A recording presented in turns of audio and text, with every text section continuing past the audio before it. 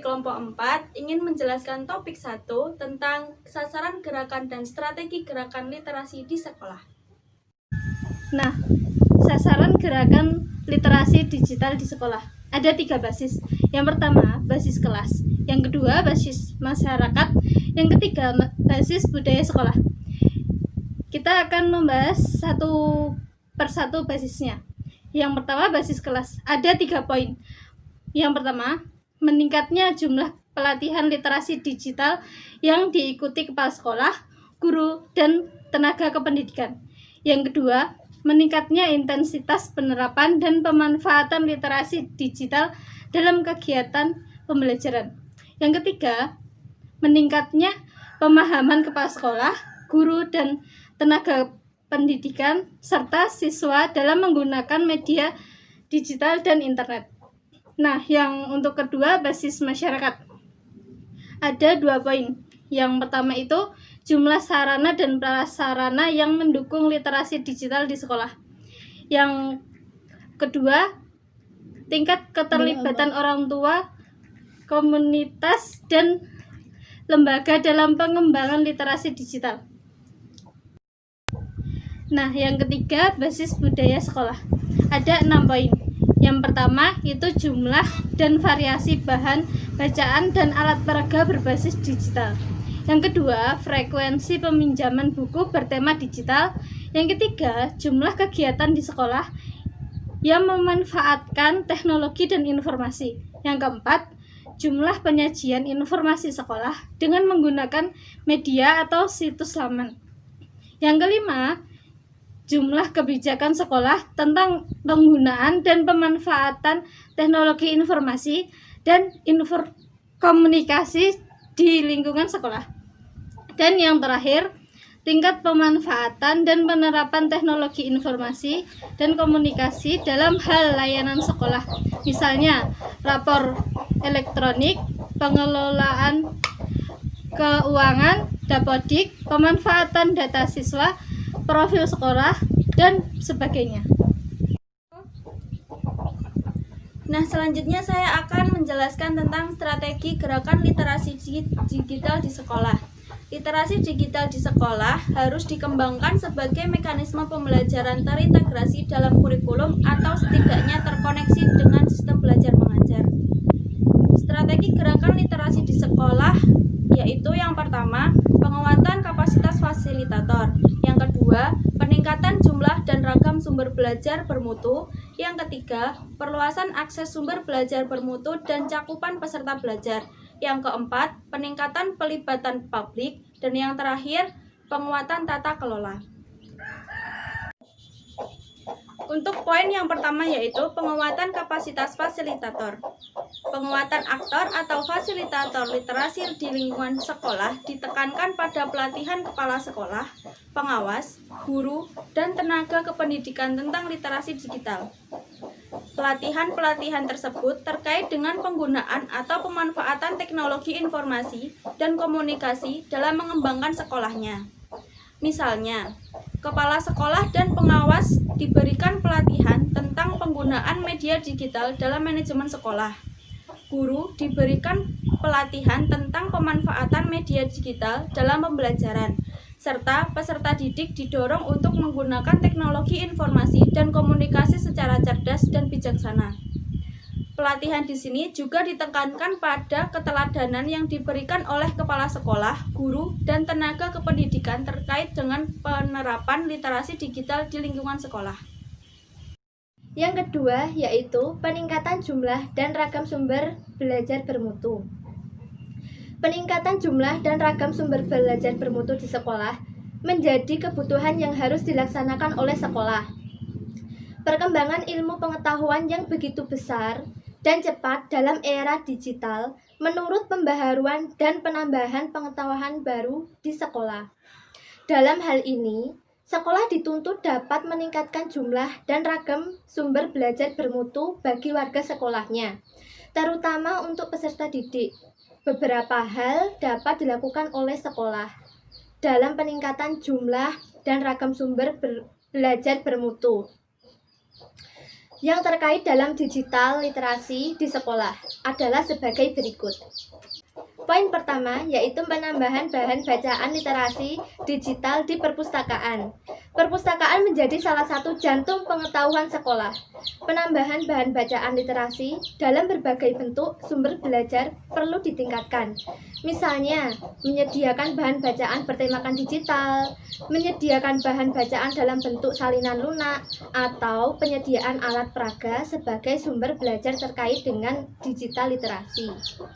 Poin yang kedua yaitu penyediaan situs-situs edukatif sebagai sumber belajar warga. Situs edukatif dapat digunakan oleh seluruh warga sekolah. Misalnya, guru dapat menggunakan situs ruangguru.com atau belajar.indonesiamengajar.org atau situs lain untuk mengembangkan pengetahuan diri terkait dengan pembelajaran. Kepala sekolah dapat menggunakan situs sahabat keluarga atau kemendikbud.go.id atau sekolah laman atau kemendikbud.go.id sebagai sumber belajar untuk pengembangan sekolah. Yang ketiga yaitu penggunaan aplikasi-aplikasi edukatif sebagai sumber belajar warga sekolah. Aplikasi-aplikasi edukatif yang bisa digunakan oleh warga sekolah adalah Jelajah Seru, Anak Cerdas, 101 Lagu Anak-anak, Kumpulan Dongeng, dan lain sebagainya. Kepala sekolah dan guru dapat mengarahkan peserta didik untuk menggunakan aplikasi-aplikasi tersebut untuk menambah pengetahuan dan kreativitas. Guru juga dapat mengaitkan aplikasi-aplikasi tersebut dalam pembelajaran. Poin yang keempat dan yang terakhir yaitu pembuatan mading sekolah dan mading kelas. Majalah dinding yang sering disebut mading adalah sarana yang dapat digunakan warga sekolah dalam menyediakan sumber informasi dan untuk belajar. Dalam kaitannya dengan literasi digital, warga sekolah dapat mengisi konten-konten mading dengan hal-hal bertemakan digital atau memanfaatkan teknologi informasi dan komunikasi untuk memperoleh informasi dalam pembuatan karyanya. Nah, yang ketiga, perluasan akses sumber belajar bermutu dan cakupan peserta belajar. Nah, di sini ada 2 poin yang saya jelaskan. Yang pertama, penyediaan komputer dan akses internet di sekolah. Penyediaan komputer dan akses internet merupakan salah satu upaya yang penting perkembangan ilmu pengetahuan pada era digital. Sumber belajar yang dibutuhkan dapat diperoleh dengan menggunakan akses internet dengan sangat cepat dan efisien. Kebutuhan warga sekolah, terutama peserta didik, dalam mempelajari ilmu teknologi informasi dan komunikasi atau biasanya disebut TIK, itu harus ditunjang dengan ketersediaan perangkat komputer dan internet di sekolah. Nah, yang poin kedua yaitu penyediaan informasi melalui media digital. Penyediaan layar dan papan informasi digital di beberapa titik strategis di lingkungan sekolah dapat membantu warga sekolah dalam memperoleh informasi dan pengetahuan yang baru. Seperti konten-konten perkembangan ilmu pengetahuan dunia, fakta-fakta sains sederhana, berita-berita terkini, permainan edukatif yang menantang, dan lain sebagainya dapat ditampilkan dan disediakan sebagai penambahan wawasan warga sekolah. Yang keempat, peningkatan pelibatan publik.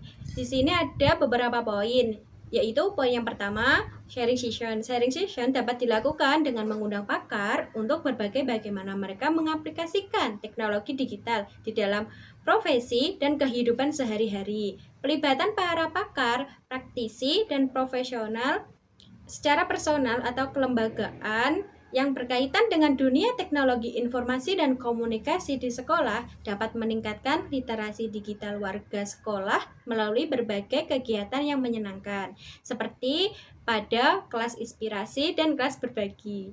Materi yang dibagikan oleh pakar, praktisi, dan profesional dapat disesuaikan dengan kebutuhan warga sekolah. Nah, poin yang kedua, pelibatan para pemangku kepentingan.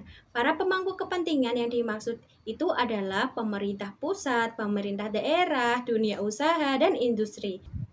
Relawan pendidikan dan media. Pelibatan semua pemangku kepentingan dalam rangka pengembangan literasi digital di sekolah dapat dilakukan dalam berbagai bentuk. Misalnya, pembuatan aktivitas literasi digital dalam bentuk pameran karya peserta didik dalam hal literasi digital, menyediakan sarana dan prasarana pendukung literasi digital, dan memfasilitasi pelatihan fasilitator literasi digital di lingkungan sekolah.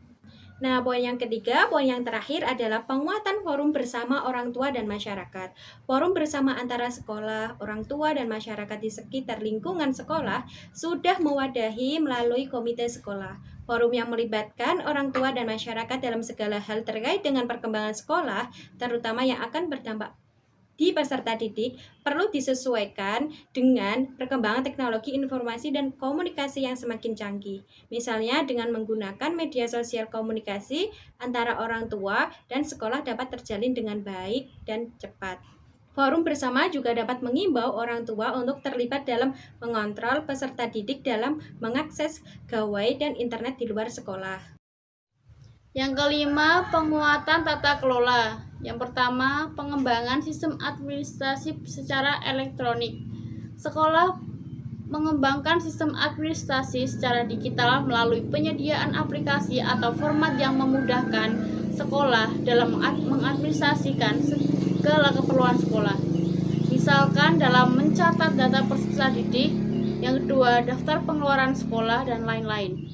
Yang kedua, pembuatan kebijakan sekolah tentang literasi digital, pembuatan kebijakan sekolah terkait dengan pemanfaatan teknologi dan media digital dapat mendukung pengembangan sekolah yang lebih baik dan inovatif. Misalnya, guru diwajibkan menggunakan media pembelajaran berbasis teknologi, menggunakan aplikasi lapor yang terintegrasi dengan kepala sekolah, orang tua, menghimbau peserta didik untuk bermain aplikasi permainan edukatif tertentu, dan lain-lain. Contoh gerakan literasi digital di sekolah sebagai berikut. Yang pertama, jadwal berkunjung di perpustakaan. Yang kedua, pemberdayaan mading setiap kelas. Yang ketiga, membaca buku non-pembelajaran sebelum proses belajar dimulai. Yang keempat, posterisasi sekolah. Yang kelima, membuat pohon literasi di sekolah. Yang keenam, papan karya literasi. Yang ketujuh, dinding motivasi, dan sebagainya.